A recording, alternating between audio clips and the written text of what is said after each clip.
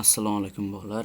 Bizda misolimiz 28-fevral 1-smenada birinchi misol sifatida kelgan misolimiz. Bizda aytyapti, 1 dan 100 gacha bo'lgan sonlar orasida 3 ga, 5 ga, 7 ga ham bo'linmaydiganlari nechta deyapti. Buni topish uchun quyidagicha 100 ni ichida 3 ga bo'linadigan sonlarni topib olamiz.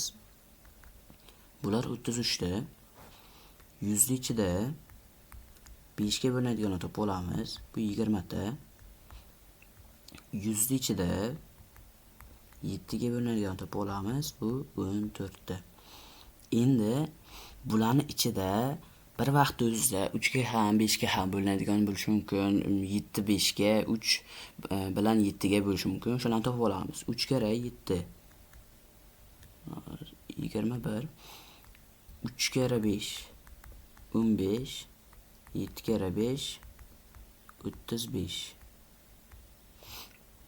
Endi bularni ham 100 ichida ko'ramiz. 100 ga bo'lib ko'ramiz. 21 butun qismi 4 tadan 100 ni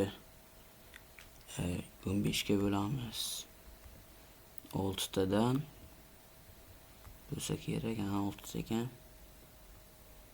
100 ni 35 ga bo'lsak 2 tadan tegadimi? 2 tadan ekan.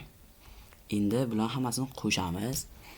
33 plus 20 plus 14 plus emas endi. Endi minus qilamiz, chunki bular ichiga ham mana bu sonlar kirib ketaveradi. Shularni ayib taylaymiz. Minus 4, minus 6, minus 2. Buni topadigan bo'lsak 10, 8, 2, 22, 55 degan. 55 ta. Bu 55 ta 3 ga ham, 7 ga ham, 5 ga ham bo'linadigan sonlar. 100 dan aytlaydigan bo'lsam, 100 dan 55 ta aytlasak 45 chiqadi. Bo'linadigan sonlar 45 ta ekan. Mana bizda javob yo'q ekan, xato javoblar berilgan. 45 ta to'g'ri javob.